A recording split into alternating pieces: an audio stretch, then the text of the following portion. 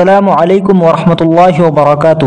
دوستو آج ہم آپ کو مصر کی راجدھانی قاہرہ میں واقع ایک اور بہت ہی معروف و مشہور زیارت سیدہ سکینہ کی قبر مبارک کی زیارت کرانے والے ہیں۔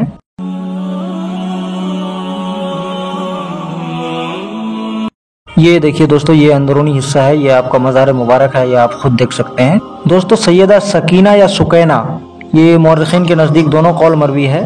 یہ اہل بیت میں سے امام حسین رضی اللہ عنہ کی بیٹی ہیں اور ان کی والدہ کا نام رباب بنت امرؤ القیس تھا۔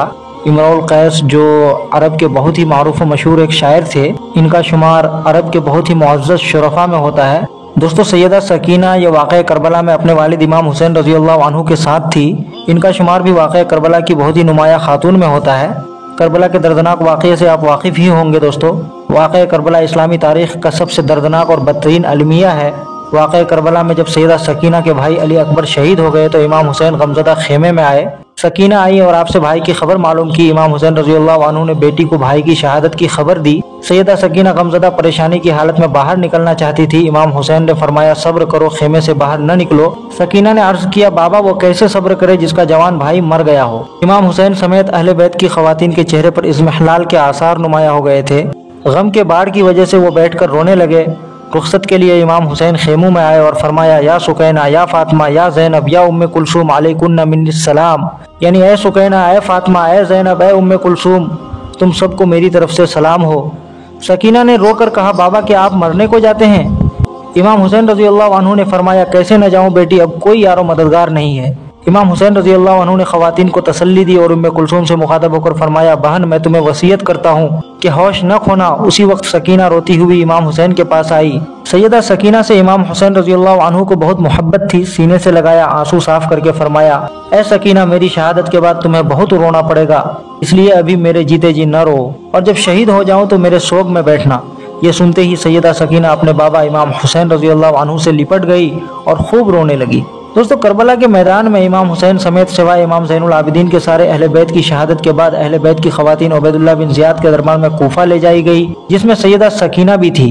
جنگ کے اختتام کے بعد جب اہل بیت کی خواتین اور امام زین العابدین کو کوفہ لے جایا جا رہا تھا تو سیدہ زینب رضی اللہ عنہ نے پیچھے مڑ کر دیکھا تو سب کی لاشیں خون سے لت پت پڑی تھی۔ تب سیدہ زینب رضی اللہ عنہ نے ایک مرثیہ کہا تھا جس کے پڑھنے سے وہ کوفی بدبخت بھی رونے لگے تھے جن لوگوں نے شہید کیا تھا۔ وا محمدہ وا محمدہ صلی علیک الالہ و ملک السماء ھذا حسین بالعراء مزمل بالدماء مقطع الاعضاء یا محمدہ یا محمدہ بناتک السبایا و ذریتک مقتلا تصفی علیہ الریاح۔ اے محمد آپ پر خدا اور آسمان کے فرشتوں کا سلام ہو۔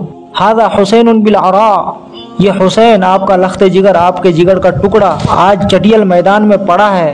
مزمل بالدماء، خون سے لت پت ہے۔ مقطع الاعضاء، اعضاء کٹے ہوئے ہیں، سر تن سے الگ ہے۔ یا محمدہ بناتک السبایا، اے محمد آج تیری بیٹیاں قید ہے۔ وذریتک مقتلا، اور تیری اولاد قتل ہیں۔ تصفی علیہ الریاح، ان کو کفن بھی نہیں دیا تو زمین کو غیرت آئی، اس نے مٹی کو اڑایا اور اس پر اپنا کفن ڈالا۔ آپ سن کر حیران ہوں گے دوستوں کہ اس مرثیے کو سن کر کوفی بھی رونے لگے تھے جن خبیثوں نے قتل کیا تھا۔ اب جب امام زین العابدین سمیت اہل بیت کی ساری خواتین کو عبید اللہ بن زیاد کے دربار میں کوفہ لایا گیا تو ابن زیاد نے امام زین العابدین کو، جو اہل بیت میں سے واحد ایسے مرد تھے جو زندہ بچ گئے تھے، ان کے بارے میں بالتفصیل ہم آپ کو پچھلی ویڈیو میں بتا چکے ہیں دوستو، اور ان کے نام سے منسوب مسجد اور مقبرے کی بھی ہم آپ کو زیارت کرا چکے ہیں۔ تو ابن زیاد نے امام زین العابدین کو اپنے پاس بلایا اور کہا تم کون ہو؟ بولے میرا نام علی ہے۔ کہا وہ تو قتل ہو گیا۔ کہا نہیں، وہ میرا بڑا بھائی تھا، اس کا نام بھی علی تھا، وہ علی اکبر تھا، میں علی اصغر ہوں۔ کہا اچھا پھر تو تم بھی باغی ہو، تمہیں بھی قتل کر دینا چاہیے۔ تو اس کا ارادہ بن گیا کہ میں ان کو بھی قتل کر دوں گا۔ لیکن حضرت زینب رضی اللہ عنہا جو وہاں موجود تھی اس نے امام زین العابدین کو بالکل اپنی لپیٹ میں لے لیا اور کہا کہ میں تمہیں انہیں ہرگز قتل کرنے نہیں دوں گی، اگر انہیں تمہیں قتل کرنا ہے تو پہلے مجھے قتل کرو۔ اور چونکہ عورتوں کا جو ہے قتل بہت برا سمجھا جاتا تھا، اس لیے ابن زیاد کو ترس آیا اور لوگوں نے بھی ابن زیاد کو سمجھایا کہ یہ بیمار ہے، انہیں چھوڑ دیجئے، کوئی ایک مرد تو ان کے ساتھ ہونا چاہیے جو ان کے ساتھ وہاں جائے۔ تو کچھ اس طرح سے ابن زیاد نے امام زین العابدین کو چھوڑ دیا۔ اب ان سب کو یہاں سے دمشق بھیجا گیا، ملک شام، یزید کے پاس۔ یہ لوگ یزید کے پاس پہنچے۔ اہل بیت کی خواتین، رسول اللہ صلی اللہ علیہ وسلم کی بیٹیاں یزید کے دربار میں حاضر ہوئیں۔ ان کے پاس ایک شامی شخص بیٹھا تھا، ان کو پتہ نہیں تھا کہ یہ اہل بیت میں سے ہیں، رسول اللہ صلی اللہ علیہ وسلم کی بیٹیاں ہیں۔ उसने सैयदा सकीना की जो बहन थी हजरत फातिमा, हजरत हुसैन रज़ियल्लाहु अन्हु की दूसरी बेटी, उसकी तरफ देखा और कहा यजीद इसे तुम मुझे दे दो, मैं इसे लूंगा। ये सुनते ही हजरत ज़ैनब रज़ियल्लाहु अन्हा ने कहा कमबख्त, न तू इसे ले सकता है न यजीद, इल्ला कि तुम अपने शरीयत को पामाल कर दो। फिर इमाम हुसैन रज़ियल्लाहु अन्हु की बेटी फातिमा ने दर्द भरे लहजे में यजीद से कहा कि ए यजीद, क्या रसूलुल्लाह सल्लल्लाहु अलैहि वसल्लम की बेटियों को कैदी बना लिया जाएगा? ये दर्द भरा कलाम सुनकर सैयदा सकीना और सारी अहले बैत की ख्वातीन फूट फूट कर रोने लगी। दरबारी भी रोने लगे। खुद यजीद की आंख में भी आंसू रवा हो गया और यजीद के पास बैठा वो शामी शख्स जिसने ख्वाहिश जाहिर की थी वो चौंक गया।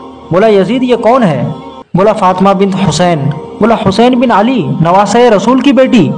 बोले हाँ। शामी ने कहा ए यजीद, खुदा की लानत हो तुम पर, खुदा की कसम मैं तो इन्हें कोई रोमन कैदी समझ रहा था। तुमने रसूलुल्लाह सल्लल्लाहु अलैहि वसल्लम के खानदान के लोगों को कत्ल कर दिया और उनकी बेटियों को कैद कर लिया। दोस्तों इस वाक़े से दरबार यजीद में मौजूद सारे लोग रो पड़े, उनके आंख से आंसू जारी हो गए। नुअमान बिन बशीर रज़ियल्लाहु अन्हु जो वहाँ मौजूद थे, उसने यजीद से कहा कि देख यजीद, इनके साथ वही सलूक कर जो रसूलुल्लाह सल्लल्लाहु अलैहि वसल्लम अगर जिंदा होते तो अपनी बेटियों के साथ सलूक करते। यजीद ने कहा ठीक है। यजीद ने इन्हें काफ़ी इज्जत दी, अपने घर में मेहमान बनाया। जब घर की औरतों को इमाम हुसैन की शहादत का पता चला तो वो भी बहुत रोने लगी, क्योंकि आपस में इनकी रिश्तेदारी भी थी। फिर यजीद से कहा क्या तुमने हजरत हुसैन को शहीद करवाया है? यजीद ने कहा नहीं, ये सब उबैदुल्लाह बिन ज़ियाद का किया धरा है, हमने तो उसे कोई ऐसा हुक्म नहीं दिया, उस कमबख्त ने अपनी तरफ से ये सारा मामला किया। चंद दिन ये लोग वहाँ रहे, फिर कहा अब हमें वापस भिजवा दो। तो यजीद ने इमाम ज़ैनुल आबिदीन से कहा कि जंग के दौरान तुम्हारा कुछ माल तो नुकसान नहीं हुआ है? अली ज़ैनुल आबिदीन ने बताया कि हमारा ये नुकसान हुआ है। यजीद ने उससे कई गुना ज्यादा हदिया तहफ़ देकर उन्हें मदीना रुखसत कर दिया। जब ये लोग मदीना पहुंचे तो मदीना में कोहराम मच गया, मातम का सा छा गया, क्योंकि मर्दों में इमाम ज़ैनुल आबिदीन जिंदा बचे थे, बाकी सारे अहले बैत शहीद कर दिए गए थे।